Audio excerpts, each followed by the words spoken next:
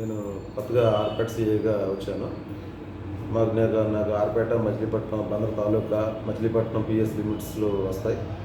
ఇప్పుడు ఎక్కువగా మీరు చూస్తున్నది నగరంలో దొంగతనాలు బాగా జరుగుతున్నాయి. ముఖ్యంగా ఏంటంటే మనకున్న ఇన్ఫర్మేషన్ మధ్యప్రదేశ్ నుంచి గ్యాంగ్ దిగిందని వాళ్ళు ఎక్కువగా అపార్ట్మెంట్ టార్గెట్ చేస్తారు. ఇప్పటివరకు మనం అపార్ట్మెంట్లో దొంగతనాలు జరగడం చూడలేదు. ఎందుకంటే అపార్ట్మెంట్ అంటే సెక్యూరిటీ అనే ఫీలింగ్. కానీ ఉన్న అపార్ట్మెంట్లో వాచ్మెన్లు ఏజ్డ్ వాళ్ళు ఉండడం, వాళ్ళు నిద్రపోవడం, సరిగ్గా గమనించకపోవడం వల్ల ఆల్రెడీ పగల కూడా వాళ్ళు వచ్చి రెక్కీ చేసుకుని ఎవరైతే తాళాలు వేసి ఉన్నాయో ఆ హౌస్ని టార్గెట్ చేసి నైట్ చేస్తున్నారు. మేము చెప్పేది ఏంటంటే మిమ్మల్ని ఆ అపార్ట్మెంట్లో ప్రత్యేకించి ఒక బుక్ మెయింటైన్ చేయండి. ఎవరు వస్తున్నారు ఏంటని రాసుకోండి. వాళ్ళ ఫోన్ నెంబర్లు, అడ్రస్, డీటెయిల్స్ రాసుకుంటే మాకు తదుపరి ఇన్వెస్టిగేషన్కి పనిచేస్తుంది. వాళ్ళని పట్టుకోవడం ఒక జరిగినా కూడా మేము వాళ్ళని పట్టుకోవడం కుదురుతుంది. అలా రాసుకుంటే వాళ్ళు రారు మీ దగ్గరికి.